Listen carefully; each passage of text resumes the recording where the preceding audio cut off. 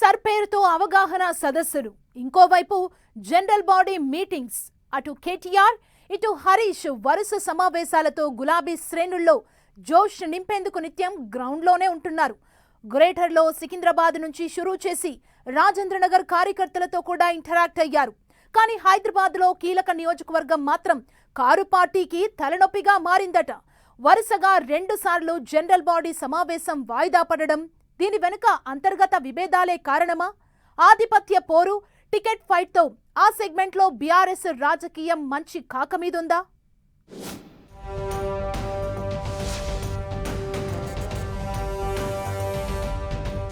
రాష్ట్ర వ్యాప్తంగా BRS general body meetings, 60కి పైగా నియోజకవర్గాల్లో సమావేశాలు పూర్తి. 2 సార్లు వాయిదా పడిన జూబ్లీహిల్స్ సమావేశం. వచ్చే ఎన్నికల్లో టికెట్ కోసం ఇప్పటి నుంచే నేతల ఫైట్. గ్రూపు రాజకీయాల వల్లే జూబ్లీహిల్స్ సమావేశానికి బ్రేక్. అందరినీ ఏకతాటిపైకి తెచ్చే పనిలో బీఆర్ఎస్ అధిష్టానం.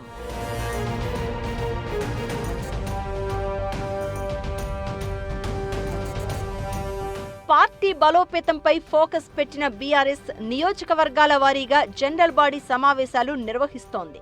పార్టీ వర్కింగ్ ప్రెసిడెంట్ కేటీఆర్, మాజీ మంత్రి హరీష్ రావు ఇప్పటికే 60కి పైగా నియోజకవర్గాల్లో సమావేశాలు పెట్టి క్యాడర్కు దిశానిర్దేశం చేశారు. అయితే హైదరాబాద్లో కీలకమైన జూబ్లీహిల్స్ నియోజకవర్గంలో మాత్రం సమావేశం నిర్వహణపై ఇప్పటికీ స్పష్టత రాకపోవడం చర్చనీయాంశంగా మారింది. జూబ్లీహిల్స్ ఉప ఎన్నికల్లో బీఆర్ఎస్ అభ్యర్థిగా పోటీ చేసిన మాగంటి సునీతకు పార్టీ బాధ్యతలు అప్పగించినప్పటికీ ఆమె అన్ని వర్గాలను సమన్వయం చేయలేకపోతున్నారట. మరోవైపు మాజీ ఎమ్మెల్యే విష్ణువర్ధన్ రెడ్డి, సీనియర్ నాయకుడు రావుల శ్రీధర్ రెడ్డి వచ్చే ఎన్నికల్లో తమకే టికెట్ ఇవ్వాలని ఇప్పటినుంచే పట్టుబడుతున్నట్లు తెలుస్తోంది. దీంతో నియోజకవర్గంలో నాయకత్వ పోటీ, వర్గ విభేదాలు పీక్ లెవెల్కు చేరుకున్నట్లు టాక్.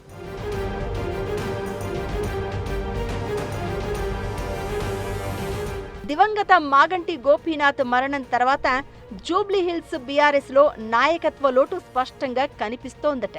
ప్రజలతో అనుబంధం, క్యాడర్పై పట్టు, పార్టీ శ్రేణులను ఏకతాటిపై తేగలిగే నేర్పరిగా మాగంటికి పేరుండేది. కానీ ప్రస్తుతం జూబ్లీహిల్స్ బీఆర్ఎస్ నాయకుల్లో పాత కొత్తల మధ్య సమన్వయం లోపించింది అన్న అభిప్రాయం వినిపిస్తోంది.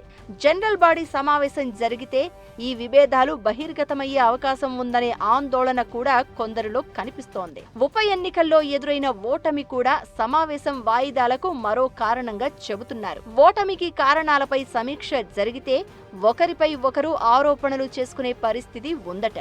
అందుకే బహిరంగంగా పార్టీ బలహీనతలు బయటపడకుండా జనరల్ బాడీ సమావేశానికి ముందు అంతర్గతంగా సమస్యలను పరిష్కరించాలని అధిష్టానం భావిస్తున్నట్లు తెలుస్తోంది.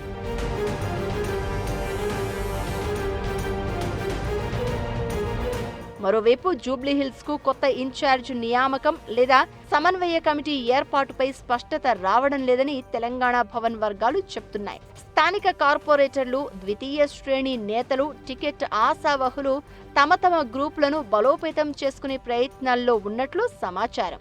ఈ నేపథ్యంలో అందరినీ ఒకే వేదికపైకి తీసుకురావడం అధిష్టానానికి సవాలుగా మారిందట. ప్రస్తుతం కేటీఆర్, హరీష్ రావు స్థానిక ముఖ్య నేతలతో విడివిడిగా చర్చలు జరుపుతున్నట్లు పార్టీ వర్గాలు చెబుతున్నాయి. అన్ని వర్గాల మధ్య సయోధ్య కుదిరిన తర్వాతే జనరల్ బాడీ సమావేశాన్ని పెట్టాలి అని అధిష్టానం భావిస్తున్నట్లు తెలుస్తోంది. అయితే సమావేశం మరింత ఆలస్యమైతే క్యాడర్కు తప్పుడు సంకేతాలు వెళ్లే అవకాశం ఉందని పార్టీ వర్గాల్లో చర్చ జరుగుతోంది. రాష్ట్ర వ్యాప్తంగా పార్టీని మళ్లీ గాడిలో పెట్టేందుకు బీఆర్ఎస్ ప్రయత్నాలు చేస్తుంటే జూబ్లీహిల్స్ లో మాత్రం నాయకత్వ పోటీ, గ్రూపు రాజకీయాలు, టికెట్ సమీకరణాలు గులాబీ పార్టీలో కొత్త సవాళ్లను తెరపైకి తీసుకొస్తున్నాయి. ఈ గ్రూప్ వారికి బీఆర్ఎస్ అధిష్టానం ఎలా చెక్ పెట్టబోతోంది? జూబ్లీహిల్స్ లో గులాబీ జెండా ఎగరవేసేందుకు అందరూ ఏకతాటిపైకి వస్తారా అన్నదే ఇప్పుడు ఆసక్తికరంగా మారింది.